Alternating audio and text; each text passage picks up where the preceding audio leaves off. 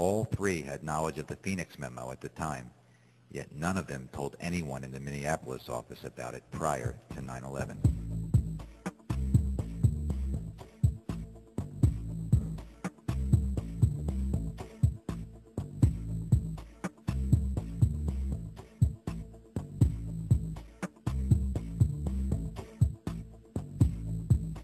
In January of 2001, Chicago field agent Robert Wright saw his 3-year investigation of a terrorist cell abruptly halted.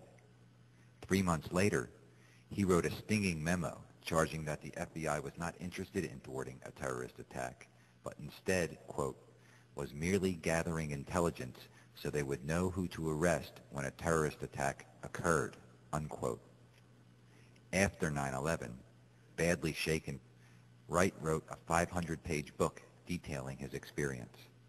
But to this day, the FBI has blocked him from publishing it in full. Was Wright's terminated investigation related to the 199I order of January 2001? Working in the translation office of the FBI after 9/11, Sibel Edmonds discovered evidence of rampant internal corruption and criminal conspiracy to cover up advance information about 9/11. Placed under a gag order by the Justice Department, Edmonds has been denied the opportunity to tell her story in full, but she has courageously found ways to get word of her ordeal out to the public. She has joined with the 9/11 Truth Movement and has not wavered in her claims. To become an American citizen, I took the citizenship oath.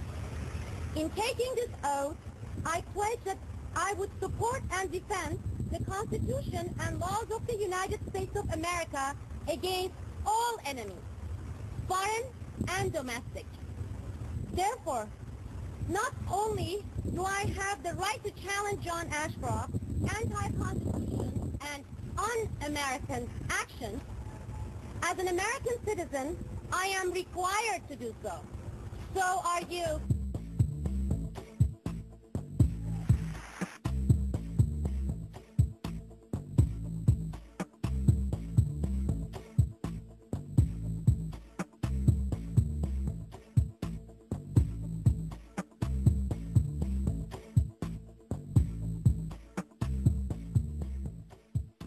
The 9/11 Commission report fails to mention anything at all about Robert Wright.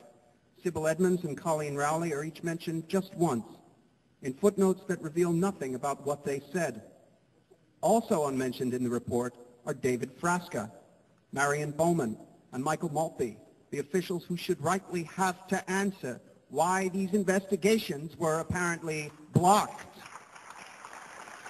The set of documents known as the Northwoods documents or the Northwoods agreements or something to that effect, you featured them in your last book. Since we're talking a pretext for war, that certainly was a pretext for war in the early 60s. Can we speak about that for a moment? The idea was to create a pretext to show that there was an attack by Cuba on the United States, and the idea was to have U.S. personnel from the CIA and other places secretly create terrorism in the United States. The documents actually said people would be shot on American streets, bombs would be blown up, and again, all this, the evidence would be laid to point the finger at Castro.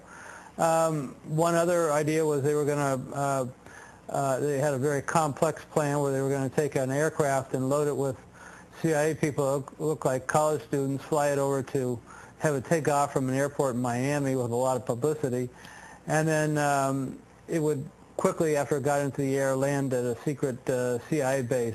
At that same time, an identical plane would take off from that CIA base, except this plane would be empty, and it'd be remotely piloted from the ground. It was a drone plane that would be very similar to the passenger plane that had just taken off.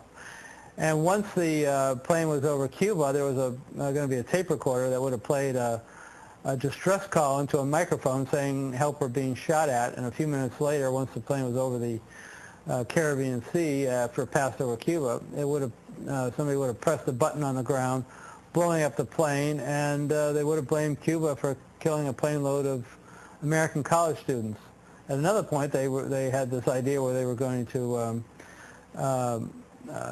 actually John Glenn was going to go into his first space mission around that same time, and part of the plan was that if Glenn's rocket accidentally blew up on liftoff, they were going to plant evidence making it look like that it was Cuban sabotage that blew it up. These are all outrageous plans. They made their way all the way up to Secretary of Defense McNamara. Actually, the plans were all signed by all members of the Joint Chiefs of Staff, and then they went up to McNamara, and McNamara rejected the plan, and that was the end of it. So it never got put into effect, but the fact that you can get all the members of the Joint Chiefs of Staff, the senior military officials in the U.S. government, signing off on a plan that outrageous is extraordinary to me. Fast forward again to August 2nd, 1990. Iraq attacks Kuwait, claiming the Kuwaitis are slant drilling into Iraq's oil fields.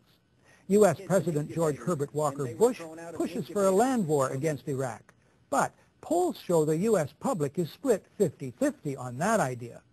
Then comes this eyewitness testimony before a congressional committee from a 15-year-old Kuwaiti girl. The claim is she cannot be identified for fear of reprisals. While I was there, I saw the Iraqi soldiers come into the hospital with guns. They took the babies out of the incubators, and left the children to die on the cold floor. The U.S. public is outraged. The result? Support for land war zooms. It's a turning point. Desert Storm is launched. 135,000 Iraqis are killed. An estimated 1 million Iraqis, many of them children and old people, then die as a result of 10 years of sanctions. One small problem. There never were any incubator baby deaths, not one. The Canadian Broadcasting Corporation's investigative flagship program, The Fifth Estate, reveals the girl to be the Kuwaiti ambassador's daughter, given her lines and coached in acting by the giant American PR firm Hill & Knowlton. It's one phase in a $10 million joint U.S.-Kuwaiti campaign of deception. This man is lying. I myself buried 14 newborn babies that had been taken from their incubators. This man is lying. And they had kids in incubators, and they were thrown out of the incubators so that Kuwait could be systematically dismantled. There were a lot of people who participated in a conspiracy. Yes, an out-and-out conspiracy of fake organizations, false documents, fraud, and disinformation. So, if a new man named Bush is in the White House and helps engineer a brazen deception in order to achieve global geopolitical goals as well as domestic and personal ones, it wouldn't be a first, would it? Hello again. What I did not tell you before was that in the course of my research, I discovered that Colin Powell was a habitual liar. In the run-up to Gulf War I, Colin Powell testified that he had satellite photos of 2,500 Iraqi tanks on the Saudi border ready to invade. A St. Petersburg Times reporter went to the Russians and bought a satellite photo of the area. Not one single tank. Years later, when questioned by reporters, Powell admitted there were no tanks, that in effect he had lied.